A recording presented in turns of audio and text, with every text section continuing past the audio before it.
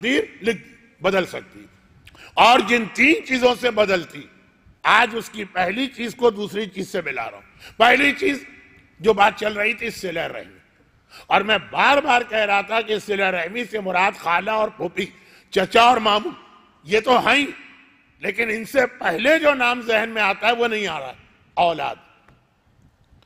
2 ہی نیکیاں تو اسلام نے رشتہ دار کے لیے بتائی ہیں، والدین، صلہ رحمی۔ اولاد کہاں چلی گئی؟ پہلی مجلس کا سوال۔ تو جو صلہ رحمی کی ابھی اہمیت آئے گی اور کسی وجہ سے آ رہی ہے، چلیں وجہ بھی ایک لائن کی تو ہے۔ چوتھا، امام 5ویں کو بٹھا کے کہہ رہا ہے، بیٹا خبردار یا بنیا، 5 آدمی ایسے جن کے قریب بھی نہ جانا، نہ ان کے پڑوس میں رہنا، نہ ان کے ساتھ سفر کرنا، نہ انہیں کھانے میں شریک کرنا، نہ ان سے مشورہ کرنا۔ 5، اور ان میں 5واں کہا جو صلہ رحمی نہیں کرتا۔ میں نے کتاب خدا میں 3 جگہ تو اس پہ لعنت پڑھی۔ اب یہ چوتھا امام 5ویں سے کہہ رہا ہے، کس کے لیے؟ ہمارے اور آپ کے لیے۔ لیکن یہ بات تفصیل سے جو کل شہادت کی مجلس ہے شب کی، یا پرسوں جو دن گزر کے اس میں آئے گی، لیکن وجہ یہ ہے جو 2 دن سے ایک موضوع بن رہا ہے، اس کی وجہ یہ اولاد ٹاپ آف دا لسٹ۔ تقدیر بدل جاتی ہے صلہ رحمی سے۔ ایک برابر ہے 10 کے، اور ایک برابر ہے 70 کے، اور ایک برابر ہے 700 کے، اور ایک برابر ہے 7000 کے، اور ایک برابر ہے 70,000 کے۔ اسی ممبر پہ حدیث پڑھی تھی 18 سال پہلے۔ راہ خدا میں 1 درہم دے رہے ہو کسی عام آدمی کو، 10 گنا ثواب تو پکا۔ ایک ہی شرط ہے جو آیت الکرسی کے فوراً بعد قرآن میں بتائی گئی ہے۔ اشارے کر دیتا ہوں، پھر جا کے اسمارٹ فون پہ چیک کر لیجیے۔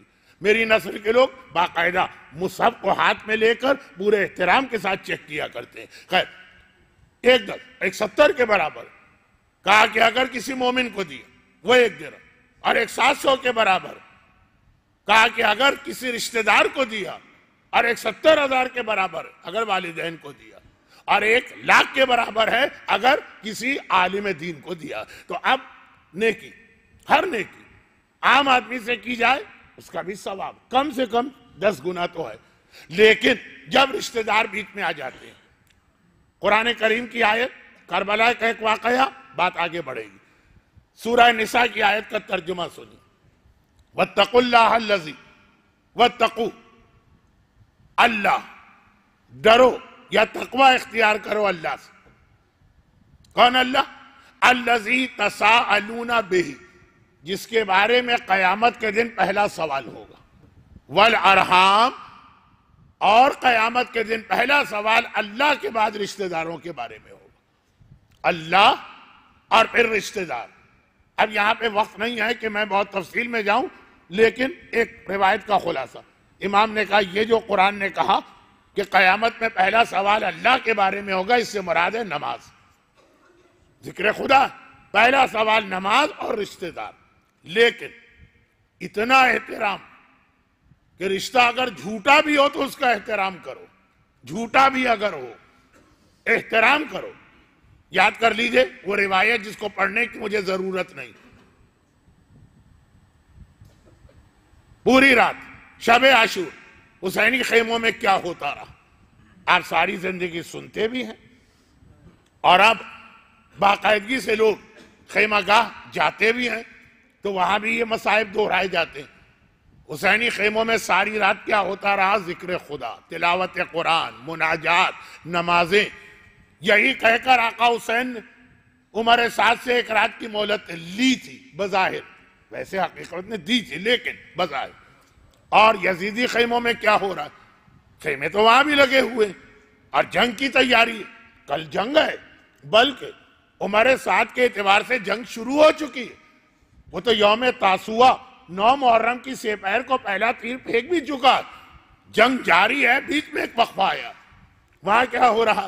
وہاں سارے بڑے بڑے سردار جمع کیے گئے، جن کے نام بھی میں نہیں لیتا ہوں اس لیے کہ نام زیارت عاشورہ میں آ چکے، لیکن سارے بڑے سردار جمع کیوں ہیں؟ صرف ایک نقطے پر بحث کے لیے، کل تو ہمیں یقینی شکست ہونا ہے، کیسے اس سے بچیں؟ 30,000 کی فوج 35 یا 40 کے لشکر کو دیکھ کے یہ کہہ رہی آقا حسین کا لشکر 70 کا ہو کہ 100 کا، لڑنے کے قابل جوان مرد کتنے تھے؟ بچوں کو نکال دیں، بوڑھوں کو نکال دیں، بیماروں کو نکال دیں، جوان کتنے تھے؟ اب کہہ رہے ہیں کہ کل یقینی ہے ہماری شکست، طے شدہ بات۔ اتنا یقین کیسے ہے؟ عباس کی وجہ سے۔ عقیدے کی بات نہیں کر رہا ہوں، عقیدہ ہمارا ہے، ان کا عقیدہ نہیں ہے۔ وہ اپنی آنکھوں سے عباس کی بہادری دیکھے ہوئے۔ یہ حالات تو آپ سنتے رہتے ہیں، آقا عباس پہ تو آج کل پورے اشرے پڑے جاتے ہیں، آنکھوں سے دیکھے ہوئے ہیں عباس کی بہادری، تو معلوم ہے انہیں کل تو ہماری شکست یقینی، جب تک کہ حسین کے پاس صرف ایک یہ سپاہی رہے گا۔ 35-40 تو میں نے خالی عدد بتا دیا، ان کی بھی ضرورت نہیں، صرف ایک عباس۔ یہ الگ بات ہے کہ ان کو معلوم بھی نہیں تھا کہ عباس ہی پر کل کے دن ایسی پابندی لگنے والی کہ ہم اور آپ تو برداشت نہیں کرتے۔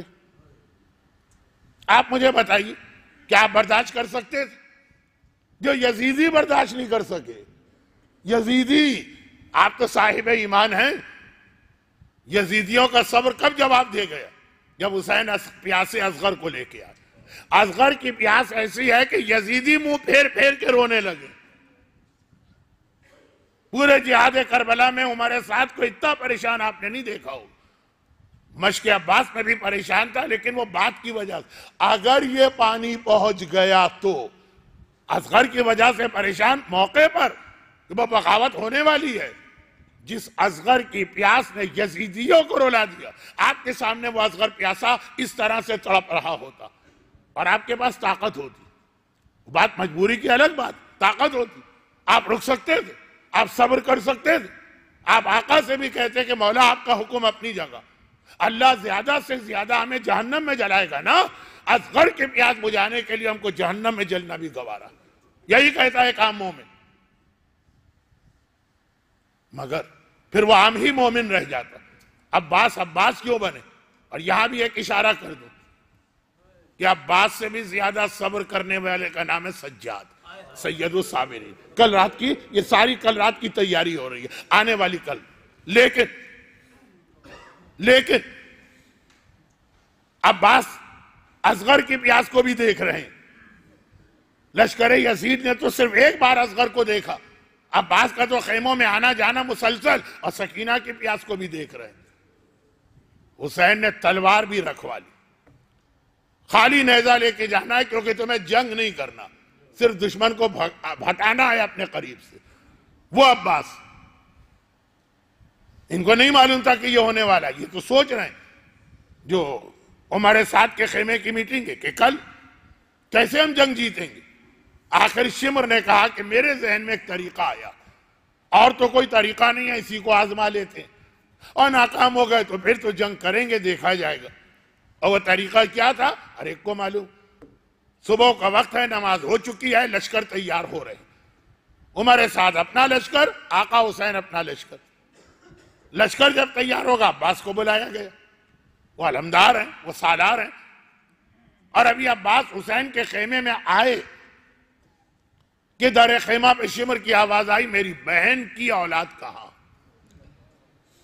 جناب عباس کے لیے جملہ نہیں تھا جیسے کسی نے کوڑا بدن پہ مارا، یہ دشمن امام، یہ نجس، یہ اپنی زبان سے مجھے اپنا بھانجا کہہ رہا ہے، میری ماں کا ذکر کر رہا، جو آقا حسین کا دشمن، لیکن آقا کے سامنے تڑپ کے رہ گئے۔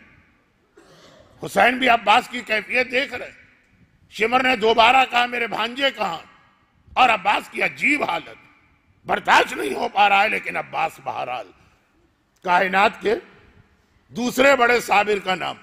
جب تیسری مرتبہ شمر نے کہا اور عباس کیفیت یہ کہ گویا چہرے سے خون ٹپک پڑے، حسین نے کہا عباس وہ بلا رہا ہے، جاتے کیوں نہیں؟